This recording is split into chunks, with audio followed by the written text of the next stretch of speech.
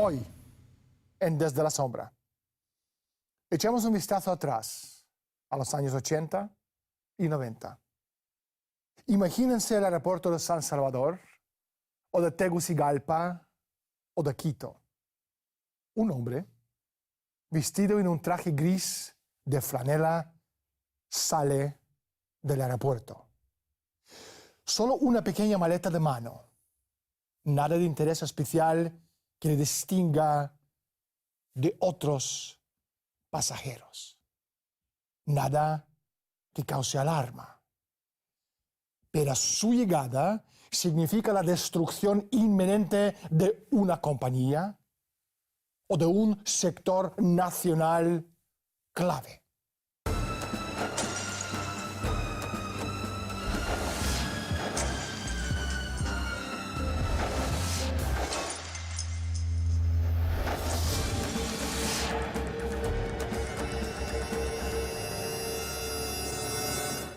El derrumbe de una rama de la economía del país, o la caída del gobierno y cambio de régimen.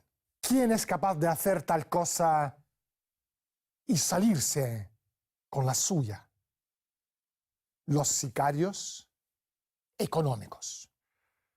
Estamos en medio de una escena de crimen, pero en vez de gore, sangre, cadáveres y sillas volcadas, vemos naciones atrapadas y forzadas a la quiebra. Naciones prósperas, obligadas a subsistir. Esclavos financieros.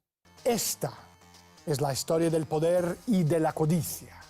La historia de los hombres miserables que juegan a Dios en el nombre de las ganancias corporativas. Los conocemos por su nombre, porque los vemos en la televisión y sus nombres están estampados en letras grandes y gruesas en los medios corporativos. Son inmunes a la persecución y el mundo es incapaz de detenerles. Hasta ahora. Hoy, en Desde la Sombra, hablaremos con John Perkins, un ex sicario económico, pero primero, salgamos a la calle y preguntemos a la gente su opinión sobre el terrorismo económico financiero. Sicario económico es que nos están robando todo el dinero. Sicario económico me vienen a los políticos y los banqueros a la memoria, vamos, directamente. Lo que están haciendo ahora, tanto en España como en Grecia, como en otros muchos sitios. Evoca en mí es la idea de alguien que está al servicio de un poder superior y que no tiene escrúpulos ni tiene una moral importante, sino que trabaja al servicio de una causa, podemos decir, negativa, ¿no? La del robo sistematizado, el robo, digamos, oficializado. John, bienvenido al programa, gracias por estar con nosotros. ¿Cómo te convertiste en un sicario económico? Bueno, fui reclutado por la Agencia de Seguridad Nacional cuando aún estudiaba en la universidad, en la Escuela de Negocios, y tuve que pasar una serie de exámenes psicológicos largos, luego pasar por el detector de mentiras y finalmente me reclutaron. Pero después supe del Cuerpo de Paz y tenía muchas ganas de ir a la Amazonía, así que hablé con la gente de la Agencia de Seguridad y me dijeron que fuera de voluntario por un par de años y que después me contratarían. Cuando aún estaba en el Cuerpo de Paz en la Amazonía, vino a Ecuador un hombre que era vicepresidente superior de la empresa en la que acabé trabajando. Él me ofreció trabajo como economista en su empresa. Después descubrí que él estaba vinculado con la Agencia Nacional de Seguridad. Acepté aquel trabajo. Me convertí en economista jefe en Charles T. Main, una empresa de consultoría que colaboraba mucho con el Banco Mundial, la Agencia Estadounidense para el Desarrollo Internacional, el gobierno estadounidense y el Departamento del Tesoro. De modo que es solo una versión corta de una historia muy, muy compleja. John, ¿podrías explicarnos el modus operandi de los sicarios económicos? Trabajamos de muchas maneras. La más común es que identificamos a países con recursos que necesitan las corporaciones, como por ejemplo el petróleo, y después organizamos un préstamo enorme a esa corporación a través del Banco Mundial o alguna de sus organizaciones hermanas. Pero en realidad ese dinero nunca llega a ese país. En vez de eso, va a nuestras propias organizaciones para realizar grandes proyectos de infraestructura en ese país, como por ejemplo construir centrales eléctricas o parques industriales que benefician a unos pocos ricos criollos, pero que sobre todo benefician a nuestras corporaciones. Al final, la gente pobre no saca ningún provecho de esto porque no pueden permitirse la electricidad y no tienen trabajo en los parques industriales porque allí no se contrata a demasiadas personas. Y al final el país cae en una deuda enorme que no puede pagar. Es entonces cuando nosotros vamos y les decimos, ¿no pueden pagar su deuda? Entonces vendan sus recursos, el petróleo o lo que sea. Véndanlo barato a nuestras corporaciones sin restricciones medioambientales ni regulaciones sociales. O permítannos construir una base militar en su territorio y privatizar todo su sistema de sectores sociales, como las centrales eléctricas, electricidad, agua, escuelas, etc., para venderlo a nuestras corporaciones. Así que de este modo creamos una nueva forma de imperio. Conocido como el Consenso de Washington, el sistema post-Bretton Woods está compuesto por el Fondo Monetario Internacional, el Banco Mundial, los principales bancos del mundo y las grandes multinacionales que controlan más del 80% de la economía mundial, entre ellos la mayor parte de la riqueza de materias primas estratégicas del planeta. Estas fuerzas no tienen ninguna lealtad a ninguna nación-estado. Se sientan dioses y buscan un imperio de un mundo globalizado bajo su control férreo. Constituyen el aparato imperial global más sofisticado que el mundo haya conocido jamás. Hablamos de la idea de esclavitud por endeudamiento. John, ¿qué hace un sicario económico bajo un sistema imperial tan sofisticado? Bueno, es básicamente lo que hacemos, pero hay muchas historias detrás de todo esto. A veces lleva mucho tiempo convencer a los presidentes, ministros de planificación o de finanzas con quienes tenemos que tratar de aceptar estas condiciones. Ellos saben, y les hacemos saberlo, que si aceptan dichos términos, ellos y sus ricas familias, que son propietarias de industrias del sector comercial y de los bancos, serán más ricos. Nos aseguramos de que ganen mucho dinero en esto y que después podamos usar esa electricidad o cualquier otro sector de la infraestructura. Por otra parte, también saben que si no aceptan este negocio, vendrán los chacales, como decimos nosotros, que son personas que incluso derrocan gobiernos o asesinan a sus líderes. En mis libros comento sobre cómo fallé en sobornar a Jaime Roldós de Ecuador y a Omar Torrijos de Panamá, y los chacales terminaron por asesinar a ambos. Entre los casos en que los chacales fracasaron se cuenta, por ejemplo, la muerte de Saddam Hussein en Irak. Yo creo que hasta ese punto actualmente se cortaría mucho de ese tema, por lo que pudiese pasar a nivel mundial. Eso puede provocar una cuarta guerra mundial y ellos no están en crisis. A mí me cuesta creer eso. Me cuesta creerlo. No creo que el gobierno en sí sea capaz de hacer eso. Es demasiado escandaloso. No tengo ni idea. No sé. No sé, lo siento. Detrás de los sicarios económicos destacan los círculos financieros internacionales que forman parte de un aparato centrado en la ciudad de Londres. Este aparato, una extensión de la oligarquía veneciana financiera, más tarde se transformó en lo que hoy se llama el sistema liberal anglo-holandés de banca central privada. Se caracteriza por una obsesión fisiócrata del control férreo por parte del cártel privado sobre materias primas estratégicas y un profundo compromiso con una pesadilla malthusiana de la reducción radical de la población mundial. Fue este mismo aparato que en el siglo XX, a través del Banco Internacional de Pagos, instaló a Adolf Hitler y a los nazis en el poder en Alemania, a Benito Mussolini en Italia, a Francisco Franco en España y otros regímenes fascistas serviles como el régimen de Pinochet en Chile. John, ¿cuál es la relación entre los sicarios económicos y el debacle financiero actual? Bien, los matones económicos crearon esta situación, la que resultó en este colapso.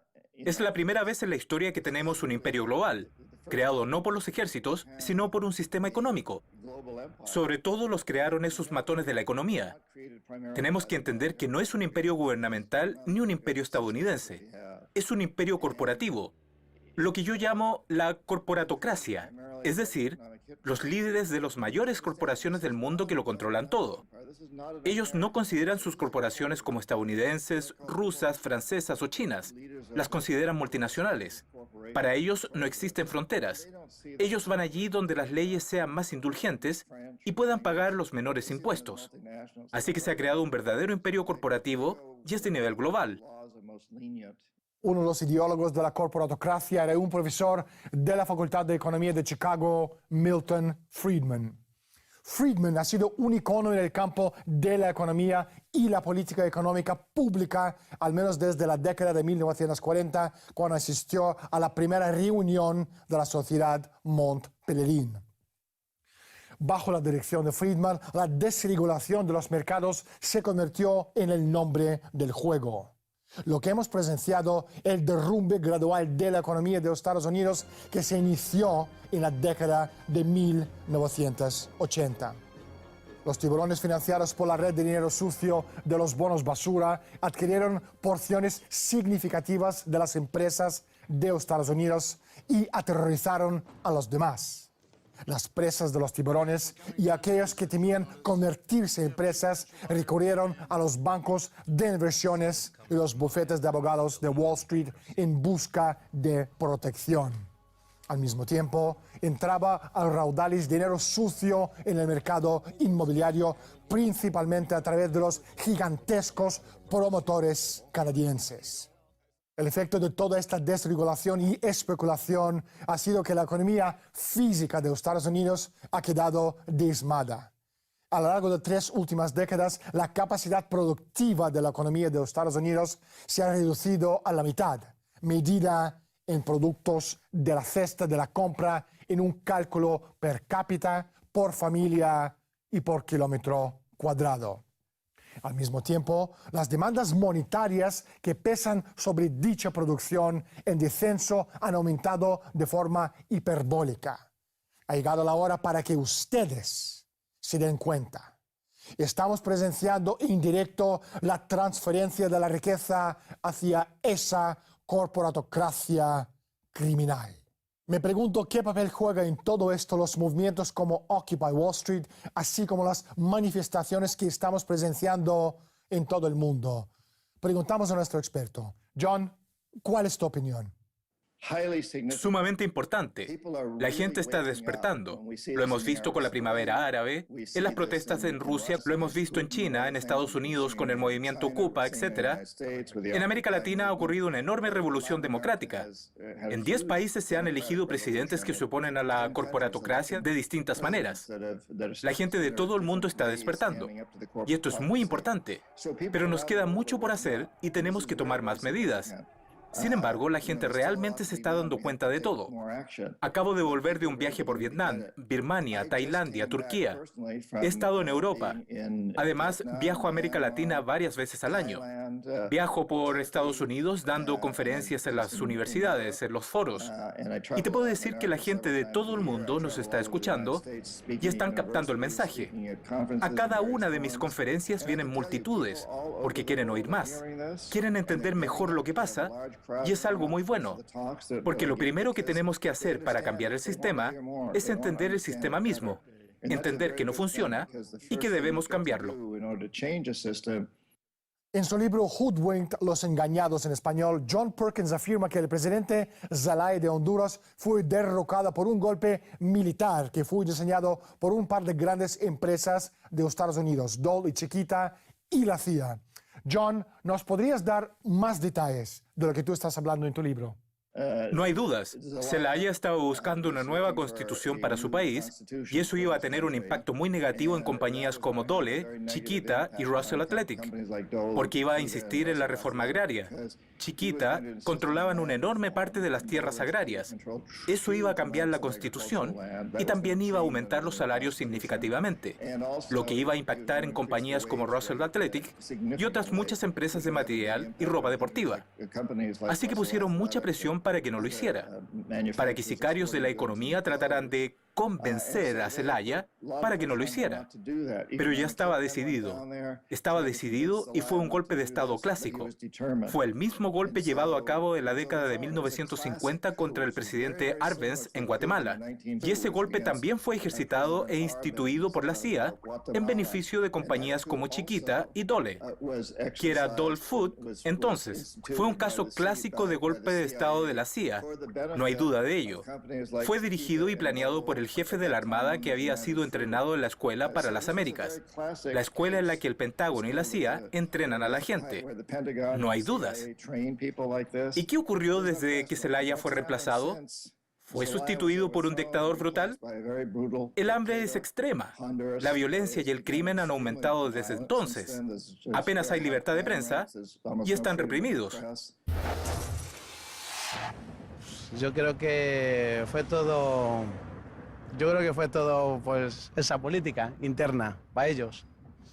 Por lo de ahí el petróleo, para llevarse el petróleo. Por motivos económicos, siempre para salir de una crisis, inventarse una guerra es lo mejor. No sé la razón, pero sí la razón por la que no. No fue ni por luchar contra el terrorismo, ni por buscar a Bin Laden, ni por nada parecido. La razón real profunda yo no la sé.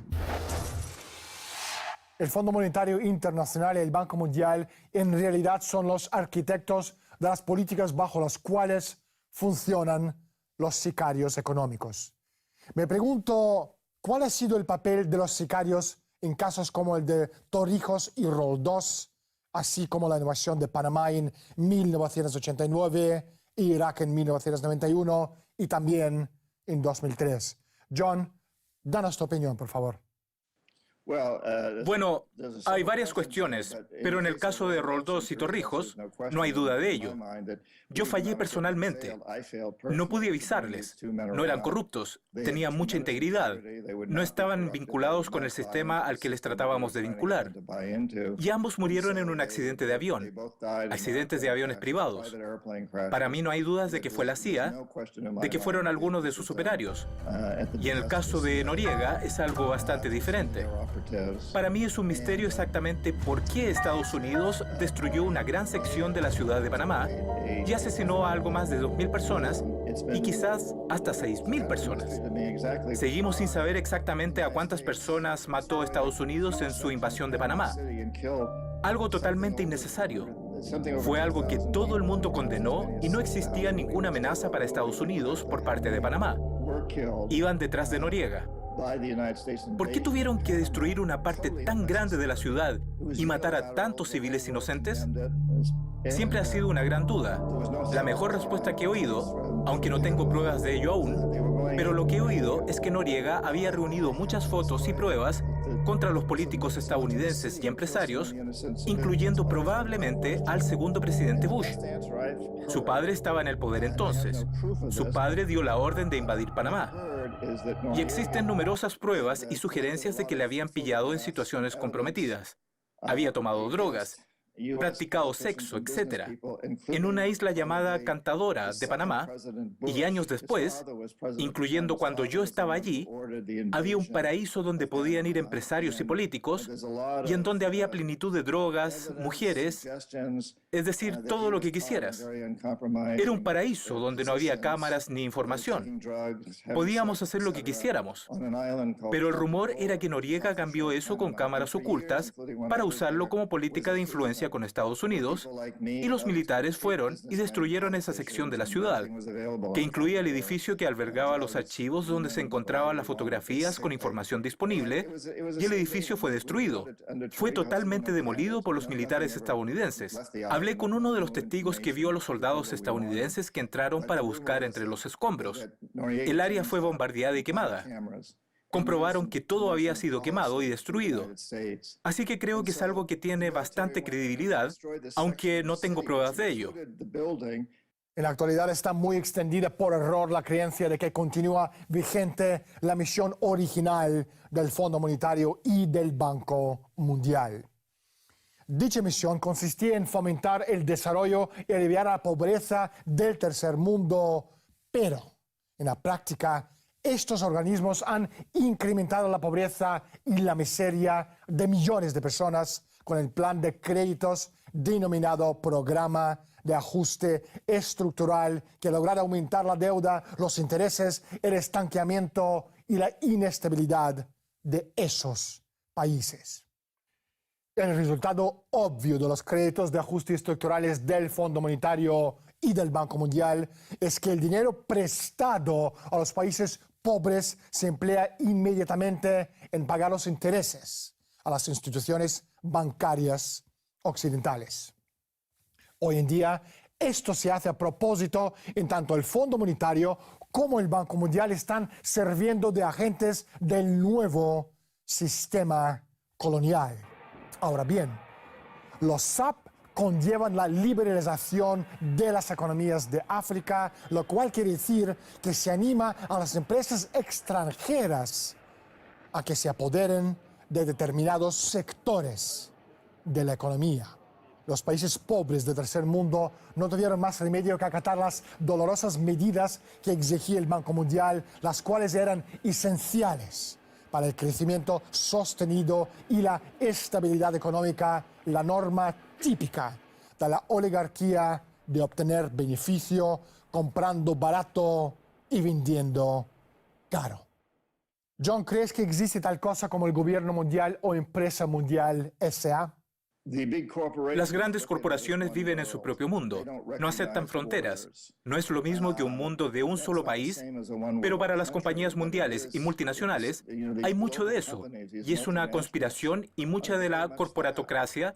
Los líderes de estas corporaciones se reúnen entre ellos y se conocen entre ellos. No tienen por qué reunirse y conspirar o hacer nada ilegal innecesariamente. Hacen las cosas legalmente a través de las corporaciones, pero hay que entender que es legal, porque son diferentes leyes para diferentes países. Pero todas persiguen la misma meta: maximizar los beneficios independientemente del coste social o medioambiental. Así que cuando un país o un gobierno tratan de imponer las leyes que los restrinjan, todas se agrupan.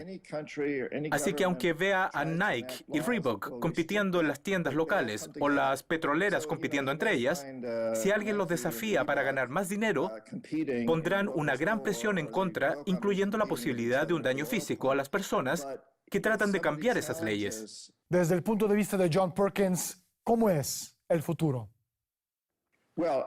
Yo diría que tengo una gran esperanza de que cambiemos eso. Creo que nos alejamos del momento de la historia en que las organizaciones religiosas mandaban en el mundo a otro en el que los gobiernos y corporaciones mandan en el mundo. Y tienen un puesto privilegiado en el gobierno de países como España y Portugal, Francia, Alemania, Inglaterra y la Unión Soviética, y finalmente en Estados Unidos. Pero hoy todo eso ha cambiado. Los gobiernos no son muy importantes hoy en día. Básicamente son las marionetas de las corporaciones. Así que en Estados Unidos, por ejemplo, el Pentágono y la CIA trabajan para corporaciones remuneradas. El presidente de Estados Unidos es extremadamente vulnerable. No le eligen sin un enorme apoyo financiero. Se trata de eso. No le hubieran elegido presidente si no fuera por ello. Él quiere llegar a la Casa Blanca. Tienen que sacar a toda la gente de esas corporaciones para que se encarguen de los distintos departamentos, y también se da cuenta de que no pueden ser derrocados. En Estados Unidos ya no hace falta matar a un presidente. En los tiempos de Kennedy sí, pero hoy se derroca a un presidente por un rumor sexual o un escándalo sobre drogas. Ni siquiera tiene por qué ser verdad. Obama es muy consciente de ello.